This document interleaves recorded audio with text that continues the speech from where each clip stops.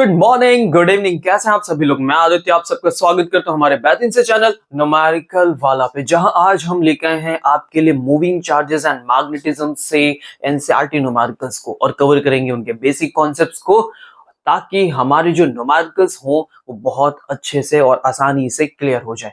Chapter 3 को हमने बहुत अच्छे से कवर कर लिया है, अब बारी है चैप्टर 4 की। तो सबसे पहले हम चलेंगे अपने फॉर्मूला शीट पे और फॉर्मूला शीट को कवर करने के बाद हम जंप कर जाएंगे अपने न्यूमेरिकल्स पे। तो जल्दी से हाथ में कॉपी पेन ले लीजिए। सबसे पहले हम अपने फॉर्मूला शीट को कवर करेंगे। क्या बात समझ में आ रही है? तो सबसे पहला हमारा टारगेट फॉर्मूला शीट होगा। आप जानते हो क्यों? ताकि किसी भी तरह से हमें कंफ्यूजन ना रहे कि कौन सा फॉर्मूला कब यूज करना है। क्लियर? तो देखो हमारे सामने फॉर्मूला आ गया। सबसे पहले आप स्क्रीनशॉट ले लो, जितने भी फॉर्मूले दिख रहे हैं ले लिया। ओके, सबसे पहला लॉ है Biot Savart law. Biot Savart law, dB = mu naught by 4 pi ideal sin theta by r square, है ना। Small magnetic field find out करते हैं किसी भी, है ना, करंट कैरिंग कंडक्टर की वजह से, और आफ्टर देन आप इसे इंटीग्रेट करके फुल वैल्यू कैलकुलेट कर सकते हो। फिर लिखा है magnetic field due to the current carrying conductor. एक स्ट्रेट वायर हो जिसकी वजह से अगर मैग्नेटिक फील्ड चाहिए तो mu naught I one 4i bracket में sin φ1 प्लस sin φ2, और अगर φ1 φ2 की वैल्यू π/2 हो जाती है तो ऐसी कंडीशन में b का एक शॉर्ट फॉर्मूला बनता है mu naught I upon 2πa। साथ में इधर लिखा है magnetic field of a circular current carrying loop. अगर कोई सर्कुलर लूप है और ऐसी कंडीशन में उसके सेंटर पे magnetic field mu naught I upon 2a होगा, और उसके एक्सियल पॉइंट पे अगर हम मैग्नेटिक फील्ड निकाले, जिसका डेरिवेशन भी काफी पूछा जाता है, mu naught I square bracket में अपॉन में 2 ब्रैकेट के अंदर r square plus square 3/2। Ampere circuit law में आएंगे, v dot dl is equal to mu naught I, जैसे हमारा गॉस लॉ काम करता है, same as it is. Clear हो गया? ओके, तो मैं इस पार्ट को अब कर रहा हूं ऊपर, और आप स्क्रीनशॉट ले लो बाकी क्वेश्चंस, बाकी फॉर्मूलाज का। डन? ओके, फिर क्या लिखा? Magnetic field of a straight solenoid. Solenoid के अंदर जाएंगे तो magnetic field mu naught N I मिलने वाली है, और अगर आप at the end of solenoid आओगे तो half mu naught N I आपको मिलेगा। क्लियर होगी बात? समझ में आ गई? इसी तरह से जब आप इधर जंप करेंगे तो force on a moving charge in a magnetic field, जब भी कोई चार्ज मैग्नेटिक फील्ड में एंटर करता है तो उस पर क्या लगता है? एक फोर्स लगता है। वो फोर्स हम कैसे देते हैं? F is equal to q v B sine theta से। क्लियर होगी बात? अब बात आ गई लॉरेंज फोर्स की। What is the Lorentz force? तो कॉम्बिनेशन होता है जब एक मूविंग चार्ज मूव कर रहा होता है, ठीक है, तो क्योंकि वो चार्ज है तो इलेक्ट्रिक फील्ड भी रखेगा, और जैसे ही वो एंटर करेगा कहीं पे, ठीक है, किसी मैग्नेटिक फील्ड में, तो ऐसे कंडीशन में उस पर एक साथ दो फोर्सेस वर्क करना शुरू कर देते हैं, जो कि हमारा होता है पहला QE, that is the electric force होगा। QVB कैसा फोर्स होगा? मैग्नेटिक फोर्स होगा। क्लियर हो गई बात? ओके, अब जैसे चार्ज क्योंकि एंटर कर चुका है, और जब हमारा चार्ज एंटर कर जाएगा तो ऐसी कंडीशन में हमें रेडियस मिलना शुरू होगी। ठीक है, तो लिखा है radius of circular path of charge inside B. ठीक है, और जब ऐसा होगा तो ऐसी कंडीशन में वेलोसिटी वेक्टर और बी वेक्टर, ठीक है, मैग्नेटिक फील्ड के अगर परपेंडिकुलर कोई चार्ज एंटर करेगा तो उसकी रेडियस होगी mv/q। बात समझ में आ गई? सेम एज इट इज, अगर फिर भी वो सर्कुलर पाथ बना रहा है और एंगल है उसका मैग्नेटिक फील्ड के साथ थीटा, तो ऐसी कंडीशन में जब मैं परपेंडिकुलर कंपोनेंट ले रहा हूं उनका, कौन सा कंपोनेंट? परपेंडिकुलर कंपोनेंट, तो r is equal to mv sin theta by qb। और अगर हॉरिजॉन्टल कंपोनेंट के साथ मैं मैग्नेटिक फील्ड में सर्कुलर पाथ को कवर कर रहा हूं, ऐसे कंडीशन में r is equal to 2 pi mv cos theta upon में qb। क्या बात सबको समझ में आई? स्क्रीनशॉट ले लिया? Okay, very good. अब हम चलते हैं नेक्स्ट पार्ट पे। थोड़े से फॉर्मूले और हैं, है ना, इन सारे फॉर्मूले को एक साथ लिख लो सामने, और जैसे जैसे न्यूमेरिकल करेंगे तो बार बार ये रिपीट होते जाएंगे, तो हमें याद भी हो जाएंगे। ओके, आते हैं, जब हम किसी सर्कुलर पाथ में घूम रहे होते हैं, रिवॉल्व कर रहे होते हैं, तो ऐसी कंडीशन में हमसे फ्रीक्वेंसी भी पूछ जाती है। ठीक है, तो फ्रीक्वेंसी का आंसर हम कैसे देते हैं? क्यू बी अपॉन में 2 पाई एम। एम रिप्रेजेंट कर रहा है यहाँ पे मास ऑफ द चार्ज को।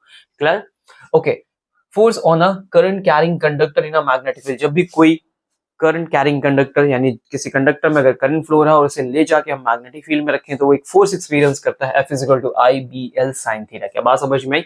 सेम एज इट इज, दो हमारे पास कोई वायर है, ठीक है, इनफाइनाइटली लॉन्ग वायर है, स्ट्रेट वायर है, और उनके बीच में हमें डिस्टेंस गिवन की गई है, और ऐसी कंडीशन में अगर दोनों के बीच में म्यूचुअली फोर्स पूछा जाता है तो F is equal to mu naught by 2 pi I1 I2 by R और मल्टीप्लाई में L। कभी कभी हमसे फोर्स पर लेंथ भी पूछते, पर यूनिट लेंथ भी पूछते हैं, ज्यादातर ऐसा होता है, तो इस लेंथ से अगर हम इस पार्ट को डिवाइड करेंगे तो हम अपने रिजल्ट तक पहुंच जाएंगे। इधर आइए, अब हम चलते हैं torque on a current carrying coil. तो अभी तक हम केवल वायर ले रहे थे, चाल ले थे, अब हमने पूरी कॉइल में करंट फ्लो करा दिया और उसे ले जाके मैग्नेटिक फील्ड में रख दिया। ऐसी कंडीशन में क्या होगा? उस पर कपल ऑफ फोर्स काम करना शुरू करेंगे। जब कपल ऑफ फोर्स वर्क करना शुरू करते हैं तो प्रोड्यूस होता है हमारा टॉर्क। टॉर्क कैसे देते हैं, एन आई बी ए साइन थीटा, जिसमें एन आई ए वाला पार्ट जो है वो एम को रिप्रेजेंट करेगा, एम बी साइन थीटा, ठीक है, मैग्नेटिक मूवमेंट। फिर आते हैं मूविंग कॉइल गैल्वेनोमीटर के लिए। तो गैल्वेनोमीटर आप सब जानते हो। तो मूविंग कॉइल गैल्वेनोमीटर में हमें क्या कैलकुलेट करके देना होता है, हमें चेक करना होता है कि वो कैसे काम कर रहा है और कितना डिफ्लेक्शन देगा, और वो डिफ्लेक्शन किन किन चीजों पर डिपेंड करता है। तो अल्फा इज इक्वल टू दिया, डिफ्लेक्शन को रिप्रेजेंट कर रहा है N I B A upon में के क्या होता है, स्प्रिंग कांस्टेंट होता है जो हम उसमें यूज करते हैं, ठीक है। अब गैल्वेनोमीटर के अंदर हमें दो तरह की सेंसिटिविटी पढ़ाई जाती है। कौन कौन सी, पहली करंट सेंसिटिविटी और दूसरी है वोल्टेज सेंसिटिविटी, ठीक है। इस पार्ट को मैं थोड़ा सा ऊपर करता हूं। करंट सेंसिटिविटी गैल्वेनोमीटर की कैसे दोगे, तो अल्फा डिवाइडेड बाई आई, मतलब कि कितना करंट में चेंज करने पे डिफ्लेक्शन हमें देखने को मिलता है। फॉर एग्जांपल 1 एम्पियर का चेंज किया तो क्या डिफ्लेक्शन हम नोट कर रहे हैं, 1 यूनिट का चेंज करने पे क्या डिफ्लेक्शन हम नोट कर रहे हैं, उसी को हम बोलते हैं current sensitivity alpha by I N B A upon में के। सेम आती है वोल्टेज सेंसिटिविटी, तो वैसे ही कितना वोल्टेज चेंज करने पे अल्फा चेंज हो रहा है, कितनी वैल्यू मिल रही है, तो अल्फा बाई वी, ठीक है, जिसे आई आर लिखते हैं, एन बी ए अपॉन में के। क्या बात समझ गए, तो वोल्टेज सेंसिटिविटी तक हम यहाँ पहुंच गए, क्लियर। अब आते हैं थोड़ा सा कन्वर्जन वाले पार्ट में। जो गैल्वेनोमीटर होता है हम उसे कन्वर्ट कर सकते हैं एमीटर में, और उसे कन्वर्ट कर सकते हैं हम अपने वोल्टमीटर में, ठीक है। तो देखो गैल्वेनोमीटर के लिए जब हम जाएंगे तो गैल्वेनोमीटर को जब एमीटर में कन्वर्ट करना होता है तो हम उसके पैरेलल में एक लो रेजिस्टेंस लगाते हैं जिसे बोलते हैं शंट, और उसी शंट को हमें कैलकुलेट करना होता है कि कितना शंट ऐड कर दे, that is the S is equal to I G upon में I minus I ji multiply जी। जी क्या रिप्रेजेंट कर रहा है, रेजिस्टेंस ऑफ द गैल्वेनोमीटर को। सेम वैसे अगर मुझे पूरे एमीटर का रेजिस्टेंस फाइंड आउट करना हो तो हम उसे पैरेलल में ऐड करेंगे गैल्वेनोमीटर के साथ, तो R is equal to G S bracket में G by G plus G S. के बाद समझ में आ गई। फिर conversion of galvanometer into voltmeter में आएंगे। अब हमें वोल्टमीटर में कनेक्ट करना है तो आपको सीधे सीधे गैल्वेनोमीटर की सीरीज में एक हाई रेजिस्टेंस को लगा देना है और तुरंत हमारा एक वोल्टमीटर बन के तैयार होगा। R is equal to V by I G minus G. क्या बात समझ में आ गई। और अब मुझे वोल्टमीटर का अगर रेजिस्टेंस कैलकुलेट करना हो तो ऐसी कंडीशन में resistance is equal to R V is equal to G plus R, सीधे सीधे सीरीज में हम इसका रेजिस्टेंस कैलकुलेट कर लेंगे। क्या बात समझ में आ गई, सबने स्क्रीनशॉट ले लिया, ओके फॉर्मूले हैं। तो अब जल्दी से हाथ में कॉपी और पेन निकाल लीजिए क्योंकि सारे फॉर्मूले हमारे पास आ चुके हैं, ये मैं आपसे शेयर भी कर दूंगा। और अब हम आएंगे अपने पहले क्वेश्चन पे। अ circular coil of wire consisting of 100 turns each of radius 8 centimetre carries a current of 0.40 ampere. What is the magnitude of the magnetic field B at the center of the coil? तो center of the coil के लिए किसी circular loop की help से अगर centre of the coil पे magnetic field find out करके हमें देनी हो तो उसके लिए हमने देखा था कि हमारा फॉर्मूला क्या आता है, तो that formula is B is equal to mu naught I upon में हम लिखेंगे 2R। That is our formula at the centre of the circular coil for magnetic field. अब क्योंकि हमारे क्वेश्चन में टर्न्स भी गिवन किए गए हैं तो हम अपने फॉर्मूले में टर्न्स को भी क्या करेंगे, मल्टीप्लाई करेंगे। क्लियर होगी सबको बात, ओके चलो आगे बढ़ते हैं। म्यू नॉट की वैल्यू क्या होती है 4 pi into 10 to the power minus 7। Current की वैल्यू यहाँ पे गिवन की गई है हमें 0.40 ampere and number of turns given किए गए हमें 100 डिवाइडेड बाय 2R, तो दैट इज द 2 और R की वैल्यू इन्होंने कितनी गिवन की है 8 सेंटीमीटर। सेंटीमीटर को कन्वर्ट करेंगे मीटर में, that is the 10 to the power minus 2। Get it, okay. तो चलते हैं हम लोग अपनी कैलकुलेशन में। तो ये हमने यहां से कैंसिल कर दिया, दैट इज द 4, ये हो गया हमारे पास 2 और ये 4 से हम इसे कैंसिल आउट कर देते हैं, ठीक है। तो ये हमारे पास आ जाता है 2, ओके। और इस 2 से हमने इस 2 को भी कैंसिल कर दिया। अब मेरे पास क्या बचा हुआ है यहाँ पे pi into 10 to the power minus 7 and 0.04 का मतलब आप समझ रहे हैं कि ये लिखा हुआ है 10 की पावर माइनस 1 इंटू 100 और ये 10 की पावर माइनस 2 पर लिखे गया मैं, तो फिर से मेरे पास 100 का पार्ट आएगा। क्लियर होगी, that is the 3.14 into the power gonna be 4, ठीक है। देखो ये 4 हो गया और ये कितना हो गया 9, तो मेरे पास बचेगा 10 टू द पावर माइनस 5। ये मेरे पास आ गई magnetic field, that is the Tesla. Clear होगी सबको बात। तो पहला आंसर हमारे पास आ चुका है फॉर द सेंटर। क्लियर होगी सबको बात, दिस इज द फॉर्मूला और this is the value, gate it, okay. चलते हैं सेकंड पार्ट पे, ओके। क्या लिखा है सेकंड क्वेश्चन में, a long straight wire carries a current of 35 ampere एक लॉन्ग स्ट्रेट वायर है और 35 एम्पीयर की करंट लेकर फ्लो कर रहा है. What is the magnitude of the field B at the point 20 centimetre from the wire. ठीक है, तो आपको क्या करना है, एक स्ट्रेट वायर लेना है और इस स्ट्रेट वायर से 20 सेंटीमीटर की डिस्टेंस पे एक कोई पॉइंट लेना है आपको. तो this is the point P और मुझे यहाँ पे कैलकुलेट करके देनी है मैग्नेटिक फील्ड. करंट कितना फ्लो कर रही है, 35 एम्पियर का करंट यहाँ पे फ्लो हो रहा है. सिंपल है. अब स्ट्रेट वायर की वजह से जो मैग्नेटिक फील्ड का फॉर्मूला होता है वो क्या आएगा, तो लिखते हैं हम लोग formula B is equal to mu naught I upon में आएगा 2 पाई R. ठीक है, this is the basic formula. ये कैसे बनता है आपने देखा होगा, जब हमने पीछे फॉर्मूले चार्ट पे बात की थी तो ब्रैकेट में आया था sin phi1 plus sin phi2 और जब हम यहाँ पे sin phi1 और phi2 की बात करते हैं तो वो 90 डिग्री के अकॉर्डिंग रिजल्ट देते हैं. 1 1 आता है 2 और बाहर से 2 कैंसिल आउट होकर ये रिजल्ट मिलता है. ठीक है, ओके. तो म्यू नोट की वैल्यू रखी जाए 4 पाई.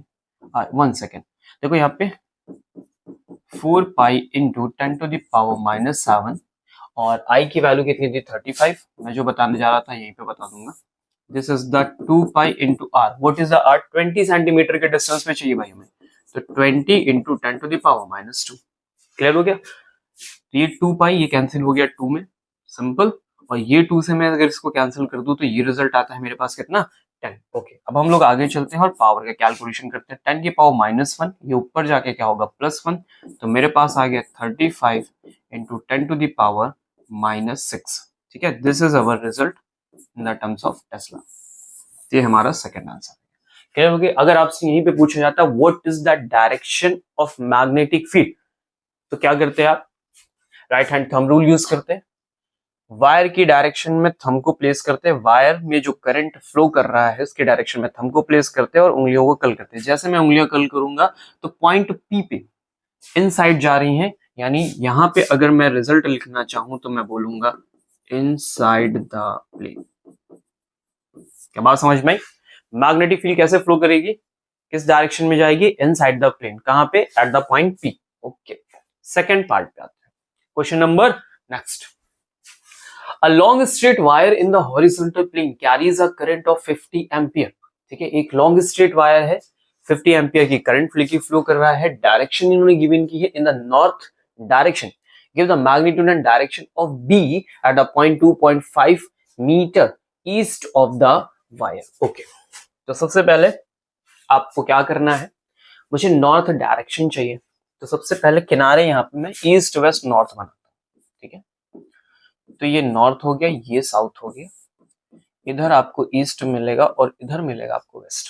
सिंपल, प्लेन पे हमने बना लिया. ओके, अब क्या करना है मुझे, जो हमारी करंट फ्लो हो रही है वो किस डायरेक्शन में, नॉर्थ डायरेक्शन में. तो ये एक स्ट्रेट वायर हुआ और इसमें करंट हमने नॉर्थ डायरेक्शन में फ्लो करा ली. कितनी करंट है भाई हमारे पास, तो 50 एम्पियर की करंट फ्लो कर रही है. Okay, get it.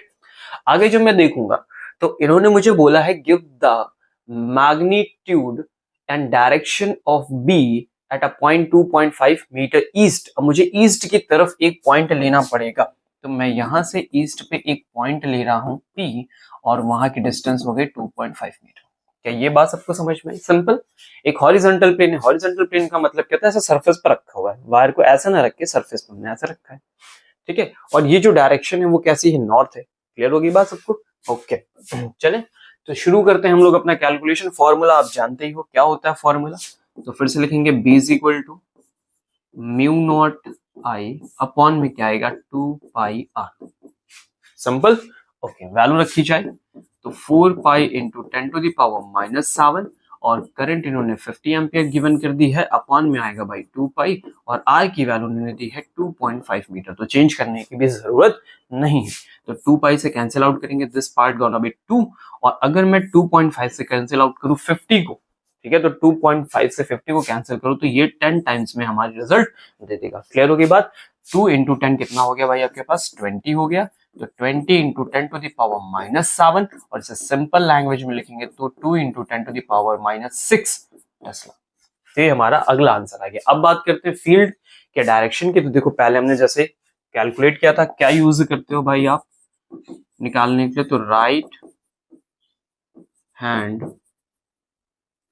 Thumb rule. तो हम लोग यूज करेंगे राइट हैंड थंब रूल. क्या करेंगे, करंट की डायरेक्शन में थंब को प्लेस करेंगे और फिर उंगलियों को कर्ल करेंगे। जिस डायरेक्शन में उंगलियां कर्ल होंगी that is the direction of magnetic field. तो पी पॉइंट के लिए अगर मैं उंगलियों को कर्ल करूं तो कैसे जा रही है, इनसाइड द प्लेन। तो फिर से आपका आंसर क्या आ गया, इनसाइड द प्लेन या फिर इनसाइड द पेपर। दो में से आप कोई भी एक आंसर दे सकते हो। क्लियर होगी बात सबको? ओके, चलते हैं हम लोग नेक्स्ट पार्ट पे। क्वेश्चन नंबर 4 क्या लिखा है देखो। A horizontal overhead power line carries a current of 90 ampere. ठीक है, in an east to west direction, east से वेस्ट डायरेक्शन में। What is the magnitude and direction of the magnetic field due to the current 1.5 metre below the line, 1.5 metre below the line. Simple. Okay, क्या करना है, east से waste आ जाओ पहले। तो इस तरफ हमने ईस्ट बनाया था और इस तरफ हमने बनाया था वेस्ट। अब इस ईस्ट से वेस्ट में जो करंट फ्लो हो रहा है वो तुम्हारा है 90 एम्पियर का। सिंपल। ओके, मुझे क्या चाहिए, मुझे चाहिए magnitude and direction of the magnetic field due to the current 1.5 metre below the line. ठीक है, इसी लाइन पे चाहिए मुझे। तो यहां से कितनी नीचे होना चाहिए वो पॉइंट, 1.5 मीटर बिलो होना चाहिए। सिंपल। फिर से वही पहली वाली कहानी, एक वायर यहाँ पे पॉइंट रखा है, सीधे सीधे फॉर्मूला लगाइए, B is equal to mu naught I upon 2πr। तो अब तो इतना ज्यादा कर लिया है हमने कि आप इसे देख के आराम से कर सकते हैं। ठीक है, तो लिखा हमने यहाँ पे 4π into 10 to the power -7। Current इन्होंने कितने गिवन की है भाई, 190 एम्पियर गिवन की है। यहाँ पे लिखा हमने 2π, आर कितना गिवन करा 1.5। सिंपल। तो ये हमने कैंसिल कर दिया, दैट इज द 2। ठीक है, 1.5 से 9 कैंसिल आउट करोगे तो 6 टाइम्स में कैंसिल होगा, यानी वहां पे रिजल्ट जो मेरा आएगा, ठीक है, देखो ये 90 लिखा हुआ है और अगर मैं 1.5 15 15 6 कितना होता है 90 होता है। तो अगर 15 को 60 से मल्टीप्लाई कर दे तो कितना बन जाएगा, तो फिर 90 बन जाएगा। ठीक है, तो 2 इंटू 60 इंटू 10 टू दावर -7, ये कितना हो गया मेरे पास 12 हो गया, इंटू 10 टू दावर -6 टेस्ला। तो तुम्हारे पास फिर से मैग्नेटिक फील्ड निकल के आ गई। अब बात आती है कि what is the direction due to the magnetic field. तो मैग्नेटिक फील्ड की डायरेक्शन चेक करने के लिए मैंने क्या बताया, थंब को किस डायरेक्शन में रखना है, करंट की डायरेक्शन में रखना है। तो ये रखा हमने करंट की डायरेक्शन में थंब को, और अब हम उंगलियों को कर्ल करके उस पॉइंट तक लिखेंगे। तो देखो ये हाथ ऐसे तो घूमेगा नहीं, सिंपल सी बात है, तो कर्ल करते हैं।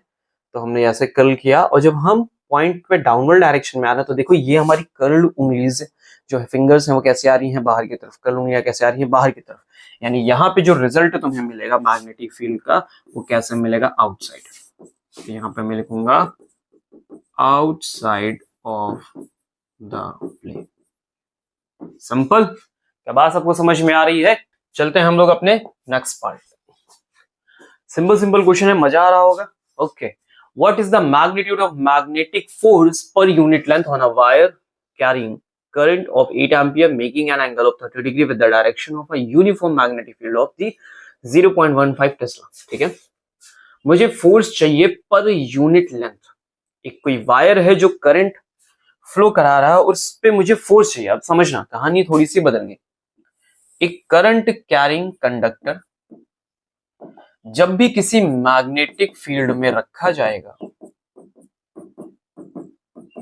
ठीक है, किसी भी मैग्नेटिक फील्ड में रखा जाएगा तो वो एक फोर्स एक्सपीरियंस करता है, और उस फोर्स का जो फॉर्मूला होता है वो होता है F is equal to I B L sine theta.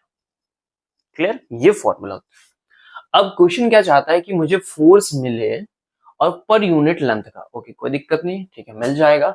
अब देखो क्या क्या चीजें गिवन की गई हैं, वहां पे हम आते हैं। तो आई इन्होंने गिवन कर दिया है मुझे कितना, 8 ऑफ एम्पियर, तो हमने 8 लिखा। मैग्नेटिक फील्ड गिवन की है 0.15 टेस्ला की, और लेंथ यहाँ पे हमें फाइंड आउट करनी है ना, ना बिल्कुल नहीं, क्योंकि फोर्स पर यूनिट लेंथ चाहिए, तो सीधे सीधे यहाँ से लेंथ को इसके अपॉन में भेज दीजिए। क्लियर होगी बात? अब आते हैं हम लोग साइन थीटा पे। तो साइन थीटा कितना इन्होंने बोला है, and making an angle of 30 degree with the direction of uniform magnetic field. तो जो मैग्नेटिक फील्ड यहाँ से क्रॉस कर रही है, जो यहाँ पे मैंने लेट किया है, कि मैंने 90 लेट कर लिया है, ये मैग्नेटिक फील्ड कुछ ऐसे क्रॉस कर रही है मान लो, और यहां से जब हम एंगल फॉर्म कर रहे हैं तो कितना आ रहा है 30 डिग्री। तो साइन 30 सिंपल। ओके, आगे चलते हैं।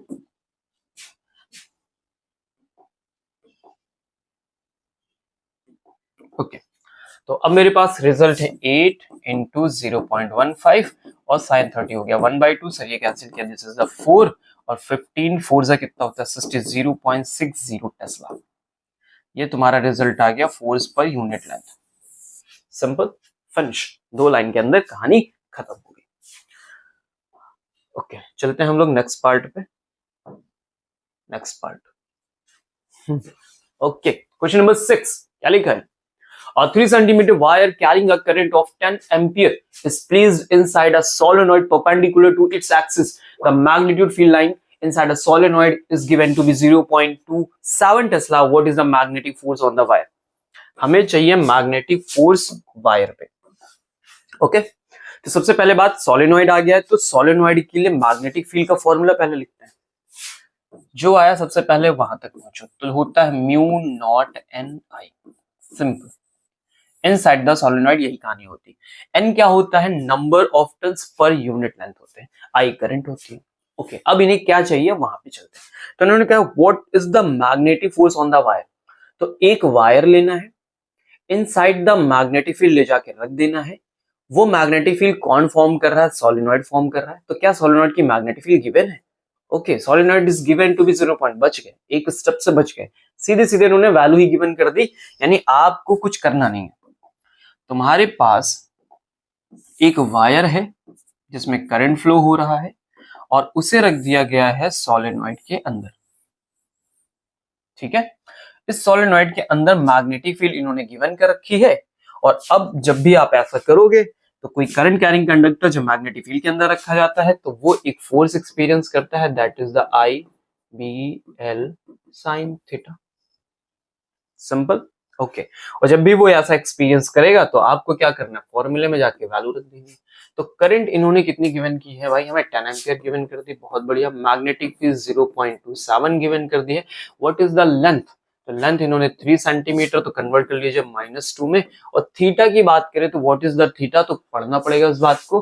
Placed inside a solenoid perpendicular to its axis, perpendicular to x axis. ठीक है, तो भाई क्वेश्चन पढ़ के ही फिगर विगर बनाना, बिना पढ़े मेरी तरह मत बना देना। क्या हुआ? ऐसे करके सोलेनॉइड है, ठीक है, ये इसकी एक्सिस हो गई और 3 सेंटीमीटर का जो वायर है वो सोलेनॉइड के अंदर रखा हुआ है, लेकिन उसके परपेंडिकुलर रखा हुआ है। यानी यहाँ पे करंट और मैग्नेटिक फील्ड के बीच में जो एंगल बनेगा वो 90 डिग्री का बनेगा। आई बात समझ में? ठीक है, तो लिखो यहाँ पे साइन 90। चलो आगे बढ़ते हैं। तो बढ़ना ही क्या बचा है सर? सब खत्म ही हो गया। ठीक है, 27 और 3 इन सबको मल्टीप्लाई कर देते हैं तो कितना हो जाएगा? ये 81 और ठीक है 81 हो गया 10, तो कितना हो गया मेरे पास? 8.1 और 10 की पावर -2 मेरे पास पहले से था तो 10 की पावर -2 साइन 91 हो गया। सारी कहानी सर यहीं पे फिनिश हो गई।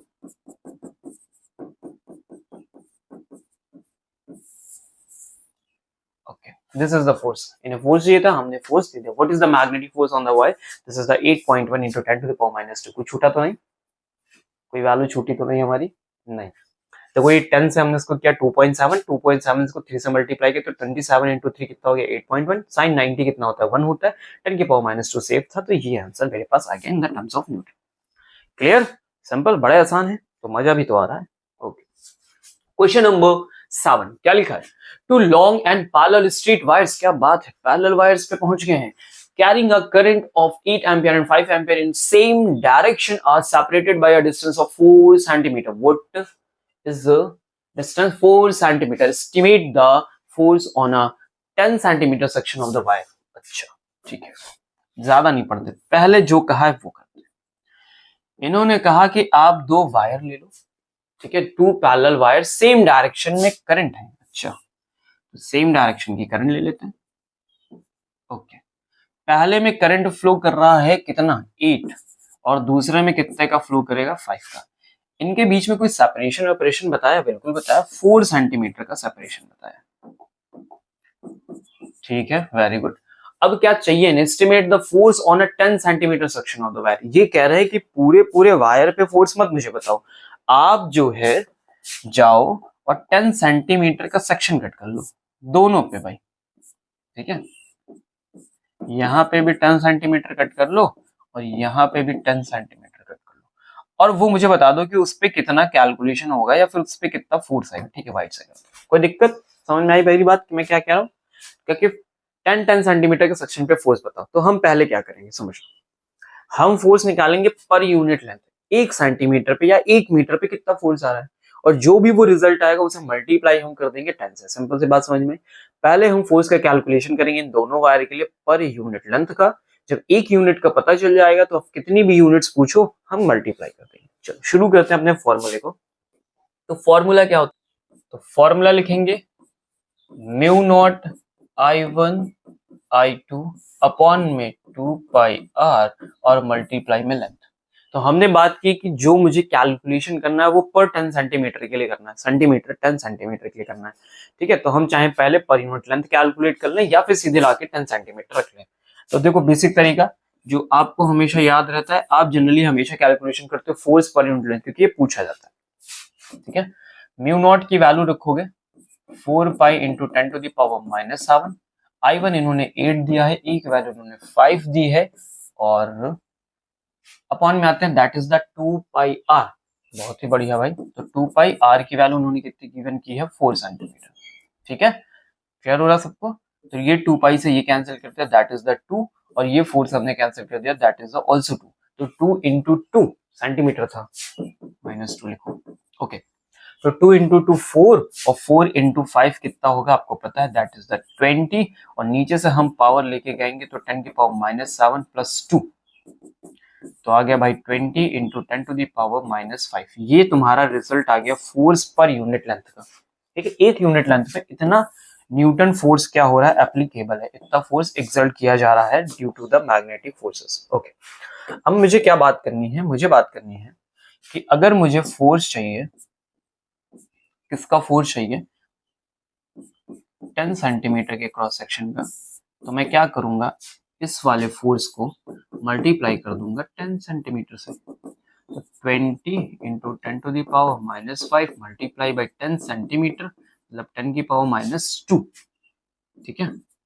क्योंकि हम सारा टर्म न्यूटन में दे रहे हैं, तो हम पर यूनिट हमने लेंथ जो निकाली है, ठीक है, वो लेंथ का टर्म हमारे पास कहाँ गिवन किया, कहाँ गिवन किया, अच्छा हमने चेंज तो नहीं किया था। अब अगर आप चाहो तो पर यूनिट सेंटीमीटर मांगा, छोड़ो रहने देते हैं, पर 10 से मल्टीप्लाई कर देंगे तो ये डिफाइन होगा फोर्स पर यूनिट सेंटीमीटर, ठीक है। और अगर मैं इसको कन्वर्ट कर देता हूँ मीटर में, तो यही फोर्स डिफाइन होने लगेगा पर यूनिट मीटर में। क्लियर हो गई बात, ठीक है। अगर चेंज नहीं कर रहे तो ये आंसर सेंटीमीटर का बनेगा। तो यहां से हमने ले लिया 20, इसको बाई 2 ले लो, 2 0 इनके और उड़ा दो, 10 की power -3। This is your final answer for 10 centimetre distance के लिए। सिंपल है, गेट इट, मजा आ रहा है, ओके। चलो चलो आगे नेक्स्ट क्वेश्चन पे। क्वेश्चन नंबर 8 क्या लिखा है, a closely wound solenoid 80 centimetre long has a 5 layers. 80 centimetre long है, इस पे 5 लेयर्स ऑफ वाइंडिंग की गई हैं, और हर एक वाइंडिंग में 400 टन है, हर एक वाइंडिंग में 400 टन है। The diameter of the solenoid is 1.8 centimetre, okay. Estimate the magnitude of the magnetic field be inside the solenoid near its centre, okay. तो सेंटर मतलब अंदर एक्सिस पे कितनी मैग्नेटिक फील्ड बनेगी आपको पता होना चाहिए। तो B is equal to mu naught N I. I कितना गिवन किया गया है, 8 एम्पियर, ओके। म्यू नॉट आप जानते हो। नंबर ऑफ टन्स की बात की जाए तो वही सारा गेम है, मतलब ये पूरा क्वेश्चन नंबर ऑफ टन्स निकालने के लिए ही आया। क्या होते हैं एन, तो नंबर ऑफ टन्स होते हैं per unit length, per unit length numbers. तो पर यूनिट लेंथ कैसे निकालेंगे, तो पहले पता करो टोटल टन्स हमारे हैं कितने। तो टोटल लेयर है हमारे पास 5, हर एक लेयर में कितने टन्स है आपके 400, तो ये हमने लिखा 400 divided by what is the length, that is the 80 centimetre. Simple, okay. Centimetre है तो पावर को कन्वर्ट कर देते हैं -2 में। चले कैलकुलेशन की तरफ बढ़ते हैं, ओके। तो सब 4 है ये, ठीक है, ये 4 है, तो देखो ये 1 जा हो गया, ठीक है, और ये 4 2 जा हो गया, ठीक है। फिर ये 20 हो गया और ये 5 हो गया, 5 5 जा कितना हो गया, 25 हो गया, और 10 की पावर ऊपर जाएगा तो भाई 10 की पावर 2 हो गया, यानी कितने टन्स आ गए, 2500। इतने टन्स हैं हमारी पूरी सोलेनॉइड में पर यूनिट लेंथ। क्लियर हो गई बात, समझ में आ गई, वेरी गुड। व्हाट क्या फाइंड करना है, हमें मैग्नीट्यूड चाहिए था, तो बस n का ही कैलकुलेशन करना था, फिर तो मैग्नीट्यूड अब दौड़ के आएगा। चलो शुरू करते हैं। तो लाइए और वैल्यू रखिए 4 पाई इंटू 10⁻⁻7 मल्टीप्लाई करिए आप n से, तो आप n निकाल चुके हैं 2500, मल्टीप्लाई करेंगे हम i से, तो दैट इज द 8। ओके, तो 25 और 8 अगर मैं मल्टीप्लाई करता हूं तो 8 5 जा 40 और 8 2 जा 16, 4 कितना हो गया 20, मतलब ये मेरे पास आ गया 200 अगेन। मल्टीप्लाई में 2 0 तुम पहले से लेके बैठे हो, और ये तुम्हारे पास 4 पाई और 10⁻⁻7 था। ठीक है, तो सारी पावर और इन सबको निपटा लेते हैं। तो ऐसा करो 2 को मल्टीप्लाई कर दो 4 से, तो ये हो गया 8 पाई इंटू 2 0 10⁻4 और 10⁻⁻7 मतलब हो गया -3। क्या बात समझ में आ गई? That's your magnetic field. अगर आप चाहो तो आगे भी कैलकुलेशन कर सकते हैं 3.14 रख कर भी। तो ये हमारा आंसर आ गया। क्लियर है सबको? बढ़े आगे, नेक्स्ट पार्ट। क्वेश्चन नंबर 9, क्या लिखा है क्वेश्चन नंबर 9 में भाई? A square coil of the size 10 cm consisting of 20 tons। एक स्क्वायर कॉइल है आपके पास 10 सेंटीमीटर की, कितने टन्स वो कैरी कर रहा है? 20 टन्स को वो कैरी कर रहा है, and carries a current of 12 ampere. उस पर टोटल कितनी करंट है? 12 एम्पियर करंट है। The coil is suspended vertically, coil को वर्टिकली सस्पेंडेड किया गया normal to the plane of the coil. तो इस कॉइल का जो नॉर्मल प्लेन ये है ना, makes an angle of 30 degree with the direction of uniform horizontal magnetic field. ठीक है, तो यहां से ये देखो, ये नॉर्मल है, यहां से जो मैग्नेटिक फील्ड निकल रही है, ये मैग्नेटिक फील्ड ऐसे करके निकल गई मान लो, और ये सिर्फ कॉइल हो गई, यहां से मैग्नेटिक फील्ड इधर गई, और इसका जो नॉर्मल होगा, एरिया वेक्टर होगा वैसे, तो इसके बीच में जो एंगल बनना वो कितना बनना? 30 डिग्री। ऐसे क्यों बताना सर, लिख के बता दो। देखो ऐसा मैं कह रहा हूँ, ये तुम्हारे पास कॉइल हो गई, कॉइल से तुम्हारी जो मैग्नेटिक फील्ड है वो मान लो कुछ ऐसे क्रॉस हुई है, और जो तुम्हारा एरिया वेक्टर है वो कुछ ऐसे है। इसके बीच में जो एंगल इन्होंने बनाया वो कितना बनाया? 30 डिग्री बनाया। सिंपल, तो ज्यादा सोचना नहीं। With the direction of uniform horizontal magnetic field, magnitude भी गिवन किया। What is the magnitude of the torque experience by the coil? Question ने क्या पूछा है? क्वेश्चन ने पूछा है भाई आपका टॉर्क, यानी अगला फॉर्मूला आ गया। तो टॉर्क का फॉर्मूला लिखा जाए कॉइल्स के लिए, तो tau is equal to NIBA sin theta. फॉर्मूले याद होनी चाहिए तभी बात बनेगी। तो torque is equal to NIBA sin theta. What is the number of turns? तो उन्होंने बोला 20 टन से ले लो भाई। कितना करंट फ्लो हो रहा है? तो करंट फ्लो हो रहा है 12 एम्पियर का। कितनी मैग्नेटिक फील्ड है? 0.80। बहुत बढ़िया। What is the area? तो एरिया क्या है निकालना पड़ेगा तुम्हें। कैसा है? स्क्वायर है, तो 10 सेंटीमीटर का स्क्वायर करोगे तो तुम्हें मिलेगा 100, और सेंटीमीटर स्क्वायर को कन्वर्ट करोगे तो -4। साइन थीटा मतलब साइन 30, साइन 30 मतलब 1/2। यहां तक कोई समस्या परेशानी हो तो बताइए।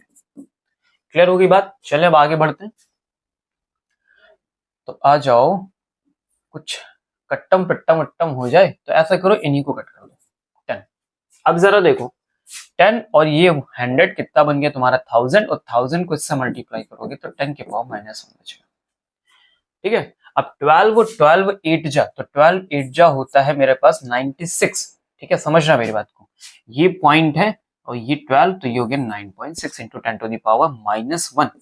ठीक है, यानी फाइनली 0.96 का टॉर्क आप एक्सपीरियंस करेंगे। That's your answer.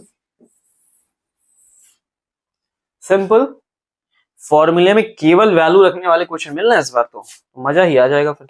आगे हम अपने नेक्स्ट क्वेश्चन में क्या लिखा है? 2 moving coil galvanometers M1 M2 have the following particulars R1 N1। ठीक है, दो हमारे पास गैल्वेनोमीटर हैं, और उन गैल्वेनोमीटर्स के बारे में उन्होंने हमें बताया कि रेजिस्टेंस कितना है, टन्स कितने हैं, एरिया कितना है और मैग्नेटिक फील्ड कितनी। फिर सेकंड वाले के बारे में बताया। अब आगे अगर हम अपने क्वेश्चन को पढ़ते हैं तो उन्होंने लिखा हुआ है the spring constant are identical for two spring. पता है स्प्रिंग कांस्टेंट क्या होता है? के होता है। तो जो के का टर्म है वो दोनों के लिए कांस्टेंट है, सेम है। ओके, क्या पता करना है? Determine the ratio of current sensitivity. पहले आपको करंट सेंसिटिविटी बतानी है और फिर आपको बताना है वोल्टेज सेंसिटिविटी।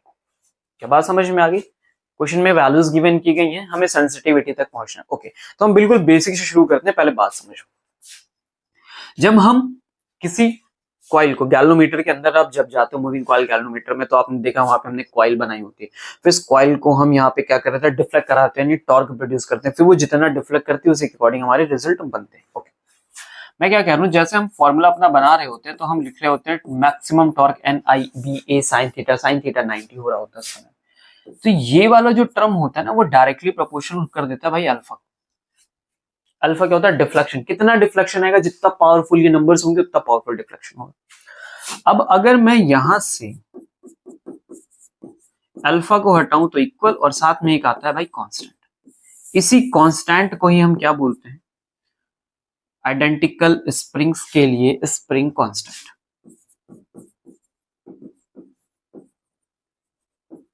सिंपल। तो इन्होंने क्या बोला, जो के का टर्म है वो दोनों के लिए क्या होगा, सेम। कोई दिक्कत नहीं, कोई परेशानी नहीं, आराम से काम हो जाएगा। यहां तक सबको कहानी समझ में आ गई? ओके। पहला टारगेट है हमारा करंट सेंसिटिविटी का, तो हम सबसे पहला क्वेश्चन जो सॉल्व करेंगे वो करंट सेंसिटिविटी के लिए सॉल्व करेंगे। तो थोड़ी सी जगह बना लेते हैं, काम हमारा चल जाएगा।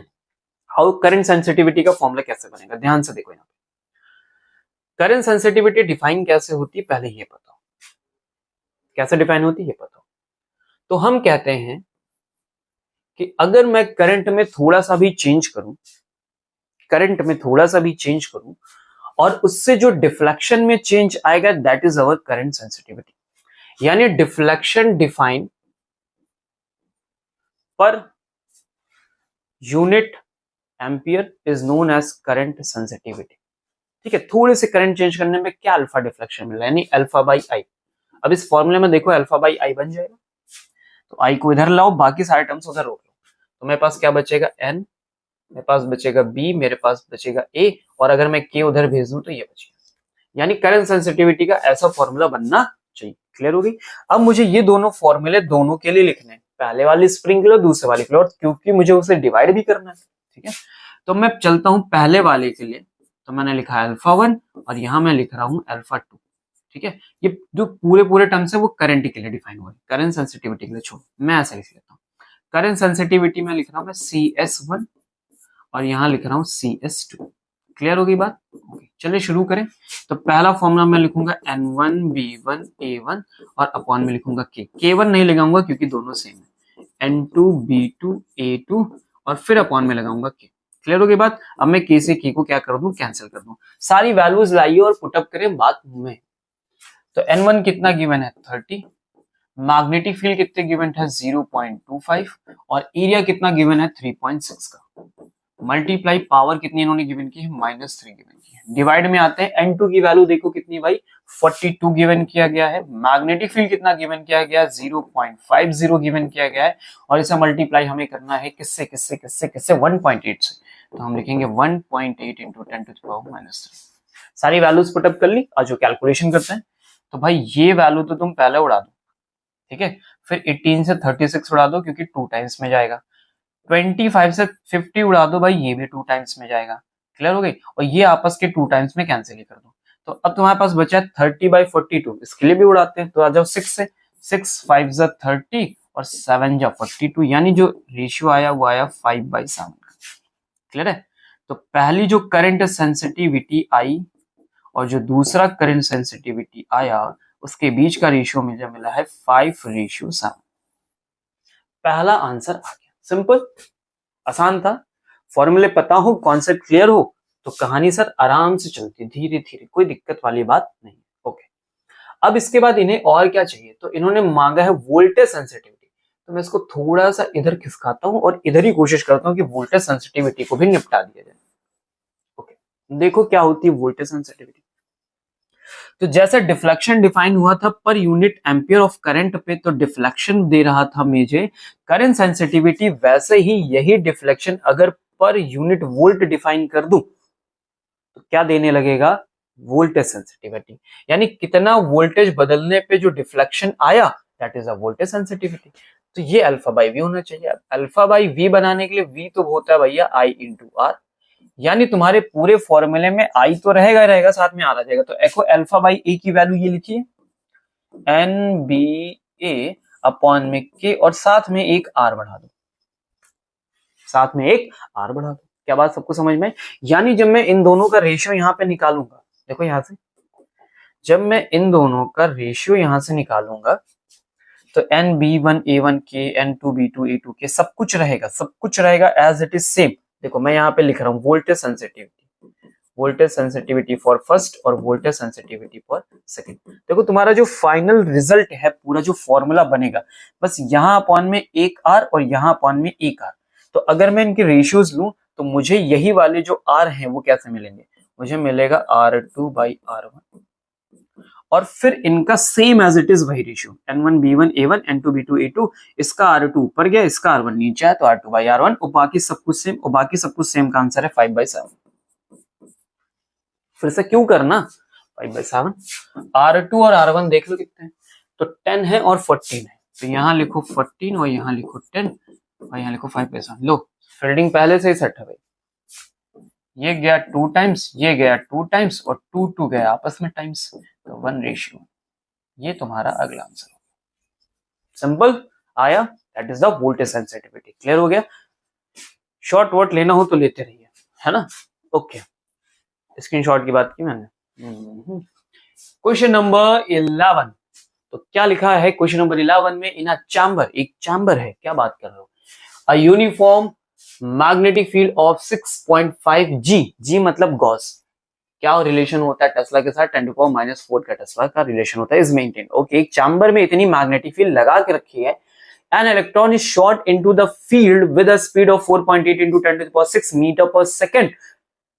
तो एक इलेक्ट्रॉन को इतनी स्पीड से उस चैम्बर के अंदर शॉट किया गया, normal to the field, field के नॉर्मल मतलब 90 डिग्री पे। Okay, explain why the path of the electron is circle. अच्छा, तो जो पाथ है वो सर्किल क्यों बन रहा है ये भी बताओ। Determine the radius of the circular orbit, और जिस सर्किल पे वो घूम रहे हैं भाई साहब उसके ऑर्बिट भी बताओ। तो ऐसी कहानी समझो, मैंने कहा कि हमने लगाई है ऐसे एक मैग्नेटिक फील्ड बढ़िया सी जबरदस्त, ठीक है, इस क्रॉस का मतलब समझते हो, inside the magnetic field, plane के अंदर जा रही हो, डॉट बना होता तो बाहर आ गया।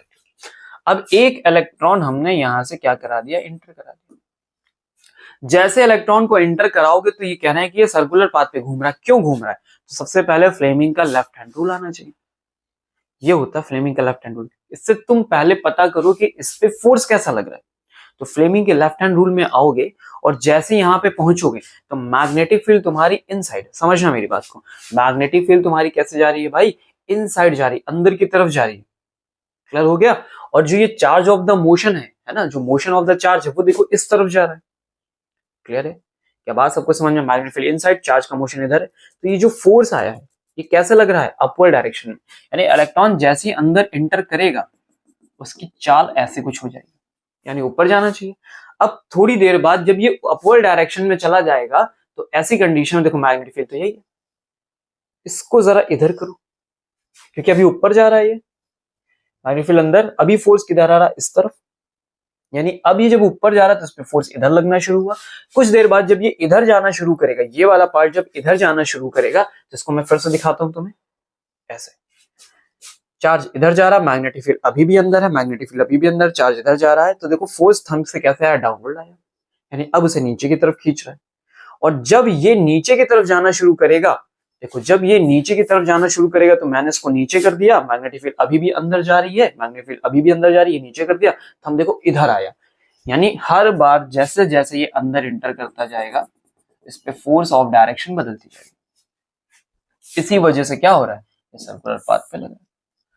क्या बात सबको समझ में आ गई? हर बार फोर्स जो है वो इस पे इन साइड की डायरेक्शन में काम कर रहा है, तो एक सर्कुलर कॉइल पे आएगा और रेडियस होगी इसकी आर। बात समझ में आई तुमको? Very good. ओके, तो अब बात करना हमें रेडियस बतानी, आर बताना, ठीक है। तो अब चलो बिल्कुल बेसिक से शुरू करते हैं। मान लो कि तुम इसका कोई फॉर्मूला कुछ जानते हैं, तो कहां से शुरू करो? जब भी कोई चार्ज किसी मैग्नेटिक फील्ड में एंटर करेगा तो उस चार्ज पे मैग्नेटिक फील्ड का फॉर्मूला यानी फोर्स लगे, सिंपल। अब ये जो फोर्स है वो उसे किस तरह से बिहेव करा रहा है, तो ये जो मैग्नेटिक फोर्स है वो उसको सर्कुलर पाथ पे घुमा रहा है। किस पाथ पे घुमा रहा है? सर्कुलर पाथ पे। और अगर किसी सर्किल पे तुम्हें घूमना है तो तुम्हारे पास कौन सा फोर्स होना चाहिए? Must centripetal. कौन सा फोर्स होना चाहिए? सेंटीपिटल फोर्स होना चाहिए। तो सेंटीपिटल फोर्स किसने प्रोवाइड करा के तुमको दे दिया? मैग्नेटिक ने। अब तुम ये जानो कि जब कोई चार्ज किसी फील्ड में एंटर करता है तो उस पर फॉर्मूला लगता है, यानी कितना फोर्स लगता है? QVB sin थीटा का। और सेंटीपिटल का फॉर्मूला होता है mv² by r। तुम ये भी बहुत अच्छे से जान पा रहे हो। ओके, अब आगे बढ़ते हैं। साइन थीटा और मैग्नेटिक फील्ड जो वेलोसिटी की डायरेक्शन है, देखो ये वेलोसिटी इधर थी और जो फील्ड है वो अंदर की, यानी इसके बीच में एंगल है 90, तो साइन 90 की वैल्यू कितनी होगी भाई 1। ओके, तो अब मैं एक v से इसका एक v निपटा देता हूं, तो मेरे पास बचा है qb is equal to mv upon में r बचा है। यहां तक कोई दिक्कत समस्या परेशानी नहीं। ओके, मुझे क्या चाहिए, r चाहिए, तो मैंने कहा r is equal to mv upon क्या आ जाएगा, qb आ जाएगा। कोई दिक्कत समस्या, यहां तक समझ गए सब लोग बात, यही तो चाहिए था। ओके, अब क्या करें, सिर्फ वैल्यू रखे जाए, तो r इज इक्वल टू, चलो मास कितना होता है एक इलेक्ट्रॉन का, तो होता है भाई 9.1 into 10 to the power minus 31 kg. Velocity कितनी वेलोसिटी से एंटर कराए हो आप, तो 4.8 इंटू 10 की पावर 6 एंटर कराए हो, divided by what is the charge of an electron, तो 1.6 into 10 to the power minus 19 होता है, मल्टीप्लाई करो what is the magnetic field, तो उन्होंने बोला है टेस्ला, कितनी 10 की पावर माइनस 4 टेस्ला। समझ में आ रही बात सबको? चलो आगे बढ़ते हैं, यहीं से कैलकुलेशन को आगे कंटिन्यू करते हैं। तो 16 और 48 कैंसिल आउट कर दोगे तो ये भाई मेरा कैंसिल आउट हो जाएगा 3 टाइम्स में, ठीक है। और फिर कोई वैल्यू मेरे पास बची तो नहीं है, क्यों लिखा मैंने, बी लिखा हुआ है। ओके सॉरी, 6.5 इन्होंने गिवन किया था, तो 6.5 गिवन हो गया, 6.5 इंटू 10 की पावर माइनस 4। ओके, तो ये हो गया हमारे पास 3 ऊपर और नीचे हो गया हमारे पास 6.5, यानी 9.1 into 10 to the power 3 multiply करो, अपॉन में लिखो तुम भाई 6.5। अब सारी पावर को एक साथ पहले लपेटते हैं हम लोग, तो 19 और 4 को ऐड करोगे तो तुम्हारे पास हो जाएगा 23। 23 को ऊपर लेके पहुंचोगे तो 23 और 6 कितना हो जाएगा 29, और 29 से 31 माइनस, और 29 से 31 माइनस करोगे तो तुम्हारे पास जो वैल्यू बचेगी वो होगी -2। क्या बात समझ में आ गई? अब इनको हम क्या करेंगे, प्रॉपर बढ़िया तरीके से सॉल्व करेंगे। तो बढ़िया तरीके से सॉल्व करने पे जो आंसर आएगा वो आएगा 4.2 इंटू, लिखी क्यों रहा हूं, 4.2 into 10 to the power minus 2, that's your answer, this is the radius, ठीक है। ये मीटर में तुम्हारा आंसर आ गया। क्या बात सबको समझ में आ गई, क्लियर है? तो जब हम इसको कैलकुलेट करेंगे तो आंसर कितना पहुंचेगा, 4.2 into 10 to the power minus 2 metre. यही हमें कैलकुलेट करके देना था, सिंपल, गेट इट? ओके, चलो आगे बढ़ते हैं। आई होप कि ऐसे क्वेश्चन मुझे और आगे मिल जाए तो बात बने। क्वेश्चन नंबर आ गया है 12 और कह रहा है इन 4.11, अच्छा पिछले वाले क्वेश्चन में कह रहे हैं 4.11 obtain the frequency of revolution of the electron in its circular orbit, does the answer depend upon the speed of electron, explain. Okay, इन्होंने क्या कहा, फ्रीक्वेंसी दे दो, तो तुम पहले फ्रीक्वेंसी का फॉर्मूला जान लो। फ्रीक्वेंसी का फॉर्मूला जान दो, क्या होता है फ्रीक्वेंसी का फॉर्मूला, QB अपॉन 2πm। क्या बात समझ में आई? कितना फॉर्मूला होता है, QB अपॉन 2πm। ओके, कुछ करना है क्या, कुछ नहीं करना। इलेक्ट्रॉन था वहां पे, इलेक्ट्रॉन की वैल्यू लिखो, मैग्नेटिक फील्ड 6.5 इंटू 10 के पावर माइनस 4 गिवन थी, लिख दिया। 2π, ठीक है, तो 2 इंटू 3.14 आ जाओ, और m होता है भाई 9.1 माइनस 31। ये कहानी है हमारी, इसको हमें क्या करना है, सॉल्व करना है। पॉज किया, ये कुछ पहुंचे, चलो ठीक है, आओ हम लोग भी कुछ जुगाड़ पानी करते हैं।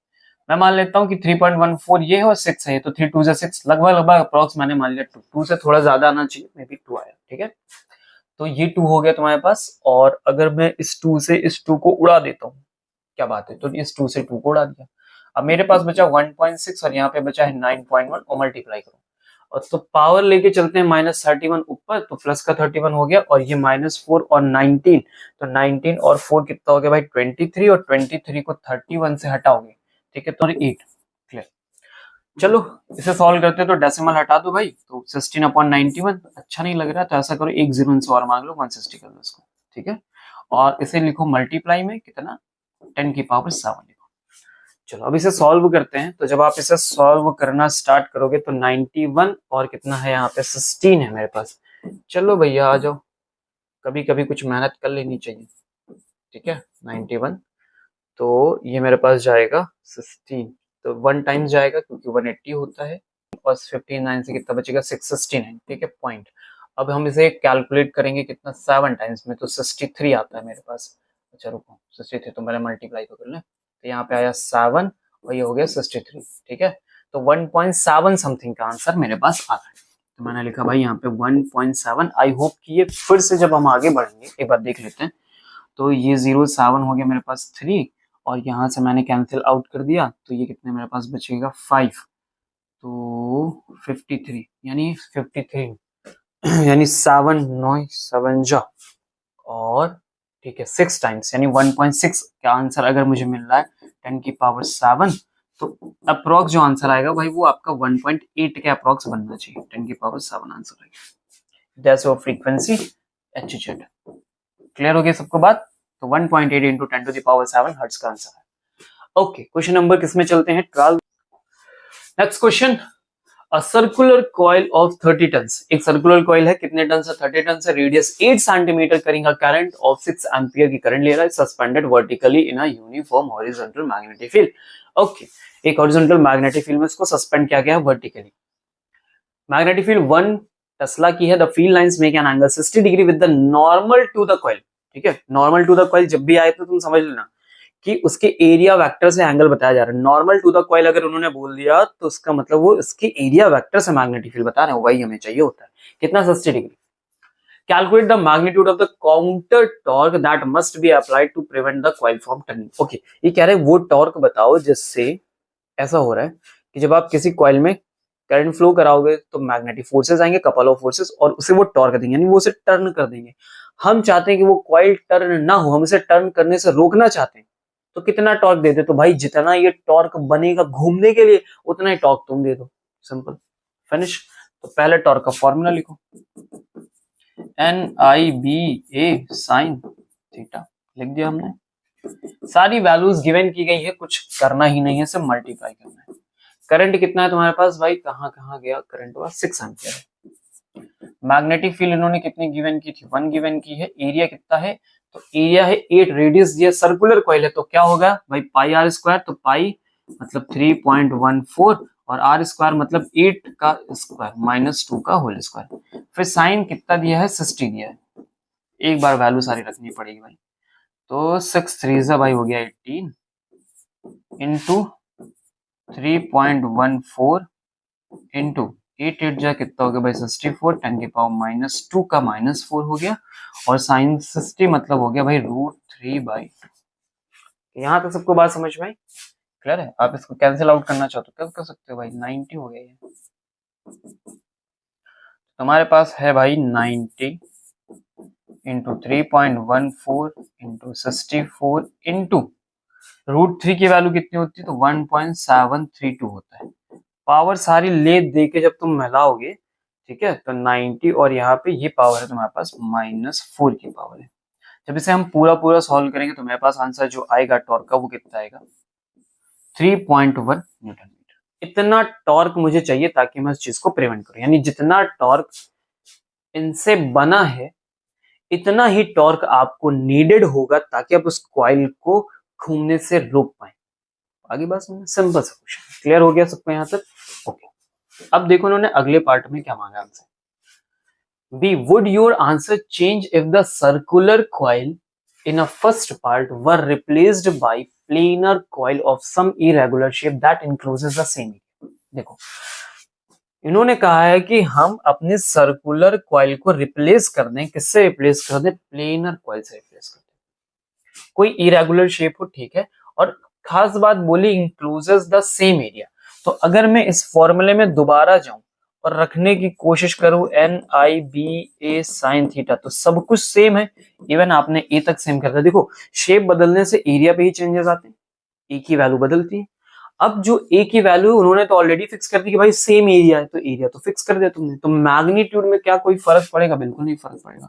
तो टॉर्क तो आपका 3.1 वही बनने वाला है, कोई फर्क नहीं पड़ेगा। क्या बात समझ में? यहाँ तक क्लियर होगी सबको बात? सेम एरिया की हद से मैग्नीट्यूड में कोई चेंज नहीं। फिलहाल अगर मैं आगे और बात करूं तो जैसे सर्कुलर कॉइल के लिए हमने ये काम किया, सेम ऐसा ही काम हम प्लेनर कॉइल के लिए भी करते हैं। आपने जनरली देखा होगा कि जब भी हम कॉइल लेते हैं रेक्टेंगुलर शेप ही लेते हैं, तो प्लेनरी कॉइल लेके हम फॉर्मूला बनाते हैं।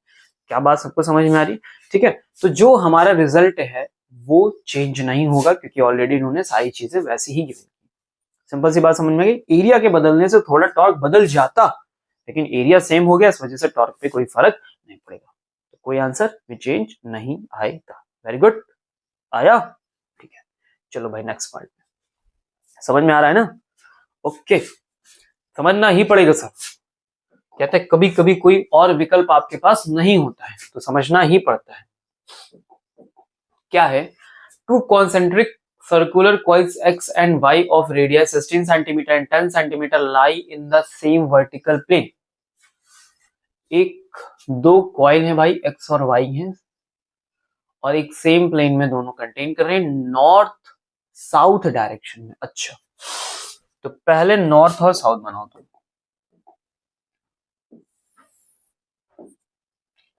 तो ये हो गया नॉर्थ, ये हो गया साउथ, ठीक है। और इसमें दो कॉन्सेंट्रिक कॉइल लेके आओ। तो ये बनाई मैंने पहली कॉइल और ये मैं बना रहा हूं दूसरी कॉइल, ठीक है। पहली कॉइल का नाम क्या है? तो पहली कॉइल का नाम है x और दूसरी कॉइल का नाम क्या है? तो उसका नाम है y। ओके ओके ओके, कोई दिक्कत नहीं, ठीक है। आगे बढ़ोगे, coil x has 20 turns. x में कितने टर्न्स है? 20 टर्न्स है। Carries a current of 16 ampere, ठीक है। Coil y has 25 turns, carries a current of, spelling गलत हो गई, करंट लिखा है, current of 18 ampere. Current in x is anti clockwise. x में जो करंट है वो एंटी क्लॉकवाइज है, ठीक है, एंटी क्लॉकवाइज। तो इस डायरेक्शन में तुम्हारी करंट है। और इसमें बात करोगे तो इन y इज इट क्लॉकवाइज, ठीक है। तो इसमें करंट y क्लॉकवाइज है। बहुत ही बढ़िया। फॉर एन ऑब्जर्वर, अच्छा ये सब किसी एक ऑब्जर्वर के लिए है, looking at coils facing west, अच्छा जिसका चेहरा वेस्ट की तरफ है। यानी ऑब्जर्वर कहाँ है? अगर मैं यहाँ पे ऑब्जर्वर बनाने की कोशिश करूं तो ऑब्जर्वर नॉर्थ साउथ ये हो गया, ठीक है।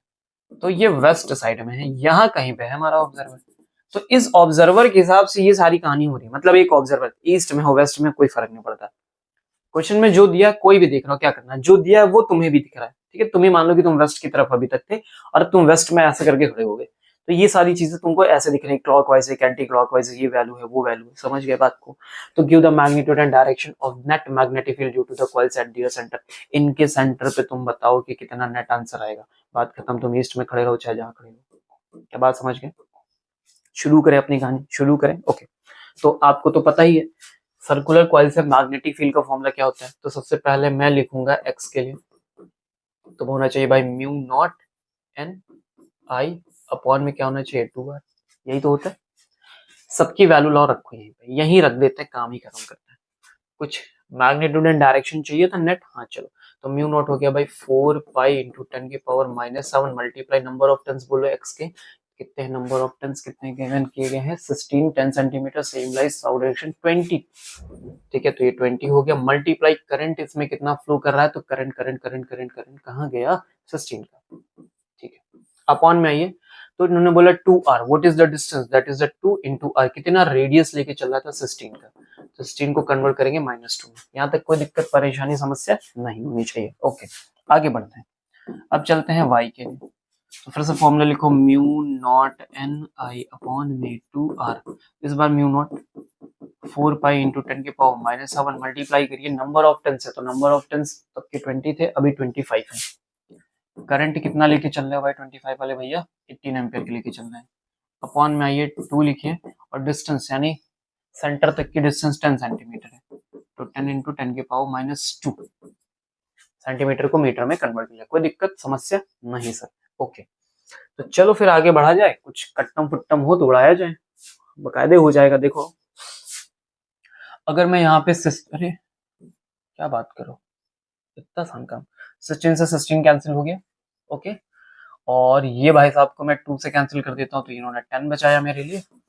और अगर मैं यहाँ पे देखता हूँ तो 10, ठीक है, ये 10 की पावर -2 पर लेके पहुंचोगे 10 की पावर 3 हो जाएगा इसके साथ जुड़ के। 10 की पावर 3 इनके पास लेके जाओगे -4 बचेगा, यानी 4 पाई इंटू 10 की पावर -4, ये तुम्हारा आंसर आया है पहले का। क्लियर है? और जो दूसरे में भी इसी तरह से मेहनत कर लेते हैं। तो 10 one one one one one नहीं करने दोगे ना? ठीक है बेटा, 18 18 दिखा दिए तुम। चलो कुछ तो कर ही सकते हैं सर, तो आओ करते हैं। मैंने कहा कि तुम्हें 5 का टेबल आता है, तो 5 2 जा 10 होता है, 5 5 जा 25 होता है, ठीक है। और ये दोनों 2 मिला के हम इनको खा जाएंगे। बहुत बढ़िया, समझदार हो तुम। अब जरा सुनना, 5 18 18 5 जा 90 होता है, तो हमने कहा 90 के साथ 9 का लगाओ पाई और एक जीरो लगा दो इसमें। तो देखो मेरे पास एक 10 बचा और ये ऊपर गया तो 10 की पावर 2, 10 की पावर 3 और 10 की पावर 7 के साथ 10 की पावर -4। बहुत बढ़िया, एकदम सारा सिस्टम ही सेट हो गया। आ गया यहाँ तक? Clear clear clear clear sir. थोड़ा सा आगे बढ़ो, मैग्नीट्यूड और डायरेक्शन मांग रहा है, अभी देखते हैं तुमको सब कुछ। तो हमें चाहिए होगा नेट बी, कहाँ पे चाहिए होगा? At centre. अब ये बात जो हम करने जा रहे हैं ये डिफाइन कैसे होगी? सेंटर पे मैग्नेटिक फील्ड नेट, देखो जब भी नेट निकलता है या तो ऐड होके आता है तो सब्ट्रैक्ट होके आता है, और वो एडिशन सब्ट्रैक्शन किस पर डिपेंड करेगा? डायरेक्शन पर डिपेंड करेगा। आ जाओ देखो, राइट हैंड थंब रूल से काम चल जाएगा। पहले वाले में करंट जो है सर इधर जा रहा है, एंटी क्लॉकवाइज है, तो उंगलियों को कर्ल करना है। जिस डायरेक्शन में करंट घूम रहा हो तो उंगलियां कर्ल करो, थंब तुमको मैग्नेटिक फील्ड बता देगा। तो देखो उंगलियां ऐसे कर्ल हुई, मैग्नेटिक फील्ड कैसे यार? आउटसाइड। एक्स की मैग्नेटिक फील्ड कैसी भाई? आउटसाइड है। वाई के लिए चलोगे तो वाई में करंट ऐसे है, मैग्नेटिक फील्ड इनसाइड, यानी दोनों अपोजिट डायरेक्शन में। अपोजिट डायरेक्शन में तो मैग्नेटिक फील्ड में तुमको डिफरेंस करके ही देना पड़ेगा, मैग्नेटिक फील्ड में डिफरेंस करके देना पड़ेगा। तो डिफरेंस में मैंने लिखा B Y minus B X, तो बी वाई कितना था? 9 पाई माइनस 4 पाई, और डिफरेंस हो गया 10 की पावर -4, यानी कितना बचा तुम्हारे पास? 5 पाई इंटू 10 की पावर -4। ये तुम्हारा आंसर आ गया। अब बोले व्हाट इज द डायरेक्शन, तो डायरेक्शन कौन सी बचेगी? जिसकी मैग्नेटिक फील्ड ज्यादा, डायरेक्शन भी उसी की ज्यादा। तो देखो भाई मैग्नेटिक फील्ड जो है वाई की ज्यादा है, क्यों? क्योंकि ये देखो इसका जो करंट है ना वो सेंटर के क्लोज है। Magnetic field is inversely proportional to the distance, और कौन ज्यादा क्लोज है? तो वाई वाला ज्यादा क्लोज है, इसलिए इसमें इसकी मैग्नेटिक फील्ड पावरफुल होगी, उसकी कम होगी, और इस वजह से हमारा रिजल्ट भी क्या हो गया? ज्यादा आ गया। क्लियर है? फिलहाल ये हर बात पे डायरेक्ट नहीं बोल सकते कि नंबर ऑफ टन्स और बाकी चीजों से हम ये वैल्यू बदल भी सकते हैं, चेंज भी कर सकते हैं फिलहाल। ठीक है, ऐसा आंसर आया 5 पाई।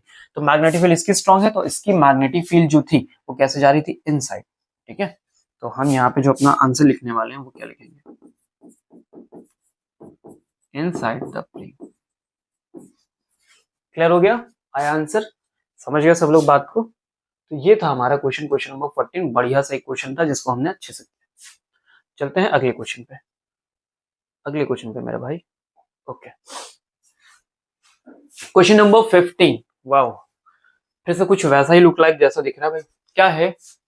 A magnetic field of 100 Gauss is required to which is uniform in a region of linear dimension about 10 centimeter and area of cross section about 10 to the power -3 meter square. The maximum current carrying capacity of a given coil wire is 15 ampere. Maximum कितना current जा सकता है? 15 ampere. Number of turns per unit length that can be wound round a core is at most 1000 tons per meter. मतलब आप maximum कितने turns पर metre ला सकते हो? 1000 ला सकते हो, उससे ज्यादा नहीं ला सकते। Okay, suggest some appropriate design particulars of a solenoid for the required purpose. Assume core is not ferromagnetic. अंदर जो कोर है वो फेरोमैग्नेटिक नहीं है, ये आप मान के चलो, और मुझे डिजाइन करके देना। कुल मिला के मुझे बताना है कि सोलेनॉइड की लेंथ क्या हो, एरिया को, ऐसा क्वेश्चन पूछना है। ठीक है, क्या करंट हो, इस तरह का क्वेश्चन है। इन्होंने मुझे बता दिया कि जब भी तुम अपना आंसर निकालो तो ये मान के निकालना कि 15 एम्पियर से ज्यादा करंट नहीं जाना चाहिए, 1000 टन्स पर मीटर से ज्यादा नंबर ऑफ टन्स नहीं होनी चाहिए आपके। ठीक है, और मैग्नेटिक फील्ड तो फिक्स कर ही दी है। चलो ठीक है, शुरू करते बिल्कुल बेसिक से, आराम से, ज्यादा कुछ सोचना नहीं, सिंपल। तुम्हें मैग्नेटिक फील्ड निकालनी है सोलेनॉइड के लिए, तो म्यू नॉट है नहीं। ठीक है, अब जब तुम किसी चीज को डिजाइन करोगे, किसी सोलेनॉइड को डिजाइन करोगे, तो क्या ध्यान रखोगे कि कितने नंबर ऑफ टन्स, यानी एन पता होना चाहिए। अब वो नंबर ऑफ टन्स उतनी करंट बना के दे, सॉरी उतना मैग्नेटिक फील्ड बना के दे 100 ऑफ गॉस के अप्रॉक्स तुमको चाहिए, तो उस हिसाब से तुम अपनी करंट भी सोचोगे। उन्होंने बोला मैक्सिमम 15 एम्पियर जा सकती है, तो हम चाहे तो मैक्सिमम 15 एम्पियर रख सकते हैं, लेकिन हम कैलकुलेट करना चाहते हैं। ठीक है, तो हम आई भी निकालेंगे, तो हम क्या करेंगे यहां से समझना। हम कह रहे हैं कि N I is equal to B upon mu naught. पता करें कि क्या रिजल्ट हमारा बन सकता है इस मैग्नेटिक फील्ड के अकॉर्डिंग, हम कितना मैक्सिमम नंबर ऑफ टर्न्स रख सकते हैं और कितनी करंट रख सकते हैं। क्या बात समझ में आ रही? बात समझ में आ रही? ओके, तो बी कितना गिवन किया इन्होंने? 100 गॉस। 100 गॉस मतलब -4 टेस्ला, और म्यू नॉट तुम जानते हो कितना होता है? 4 pi into 10 to the power -7। ठीक है, अब इस पावर को, इस -7 को ऊपर लेके चलते हैं, तो यहाँ पे तुम्हारे पास हो गया भाई 10 की पावर -2 और ये हो गया 10 की पावर 7 और अपॉन में आ गया 4 पाई। तो 4 पाई का मतलब होता है 3.14। ठीक है, यहाँ तक कोई दिक्कत समस्या बिल्कुल नहीं। तो ये हो गया 10 की पावर 5 और ये रिजल्ट मेरे पास यहाँ पे बच गया है 3.14। चलो जल्दी से पहले डिवाइड करते हैं और डिवाइड करके देखो क्या आंसर आ रहा है। चलो सब लोग शुरू हो जाओ, वीडियो को पॉज करो, जल्दी से डिवाइड करो फास्ट।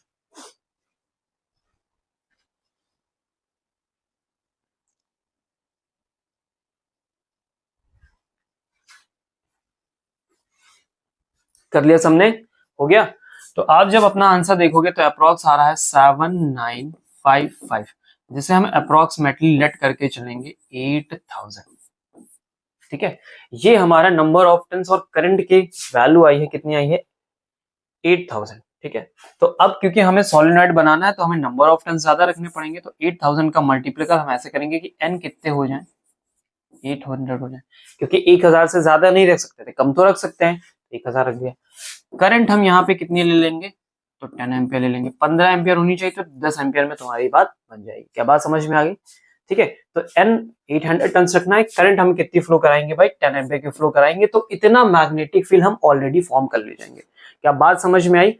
जब हम इसको बना रहे थे तो हम ये भी तो कह सकते थे कि भाई हम 8000 टन रख दें और 1 एम्पियर की करंट कर दें, 8000 टन कर दो और 1 एम्पियर करंट कर दे, तो इसीलिए क्वेश्चन ने माइनस से मना किया कि भाई 1000 टन से ज्यादा नहीं होना चाहिए, वरना हम 1 एम्पियर भी तो कर सकते थे। क्या बात समझ में आ रही?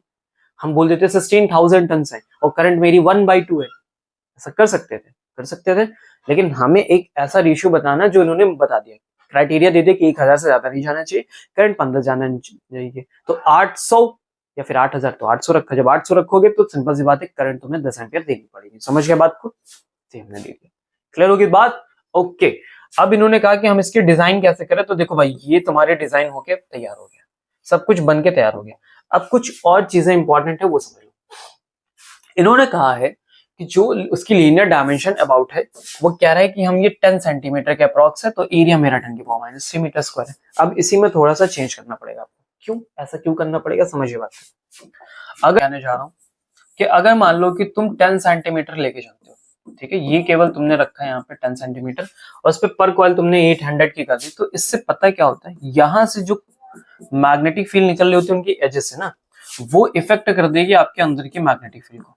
ठीक है, एजेस इफेक्ट होंगे, इसीलिए हमें इस एज इफेक्ट से बचने के लिए हम जनरली क्या करते हैं, अपने सोलेनॉइड की लेंथ को थोड़ा पहले ज्यादा रखते हैं। ठीक है, क्या करते हैं, पहले के कंपैरिजन में जो आपने 10 सेंटीमीटर लिया था, ठीक है, छोटी कॉइल रखने से प्रॉब्लम क्या होती है, एजेस इफेक्ट आते हैं। जैसे अगर मैं बात करूं कि बिल्कुल पास होगा, तो यहाँ पे देखो मैग्नेटिक फील्ड जो है ये यूनिफॉर्म यहाँ पे फॉर्म हो रही, इसकी वजह से इनके इफेक्ट क्या करेंगे, इस मैग्नेटिक फील्ड को डिस्टर्ब करेंगे।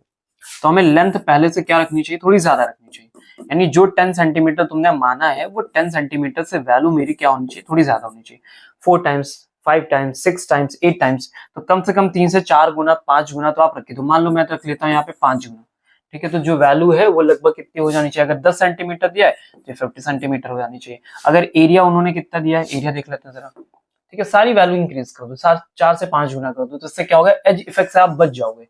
10 की पावर -3 मीटर स्क्वायर है अगर मान लो एरिया, तो 10 की पावर -3 है, तो तुम्हारा एरिया कितना हो जाए, 5 इंटू 10 की पावर -3 मीटर स्क्वायर हो जाए। क्या बात समझ में आ गई? गेट इट है? 5 हो जाए, 4 हो जाए, 10 हो जाए, अब इसे कैलकुलेट करके भी निकाल सकते हो, तो अप्रॉक्स आंसर आपको ऐसे ही मिल जाएंगे। Get it? तो आज हमने क्वेश्चन कितने कवर कर लिए भाई, यहां से जरा देखो, तो हमने टोटल क्वेश्चन कवर कर लिए इस चैप्टर के 15 क्वेश्चन हमने कवर कर लिए हैं। क्लियर हो गया सबको बात? और इसके बाद जो रिमेनिंग हमारे क्वेश्चंस हो गए हम उनको कवर करेंगे। आपने देखा कि क्वेश्चंस बड़े सिंपल थे, आसान तरीके से हो गए, लेकिन अब जो इसके बाद अगला पार्ट है, ठीक है, वहां पे आपको थोड़ा चौकन्ना रहना होगा, और भी बहुत सारे कॉन्सेप्ट आपको मिलेंगे अच्छे अच्छे। फिलहाल ये टॉपिक आपके लिए बहुत आसान था, आप इसे अच्छे से कवर करिए और मिलते हैं नेक्स्ट वीडियो में, लेकिन उससे पहले जितना पढ़ा है वो सारा कॉन्सेप्ट क्लियर होना चाहिए। क्लियर है? क्या बात समझ में आ रही है? Gate it? ओके।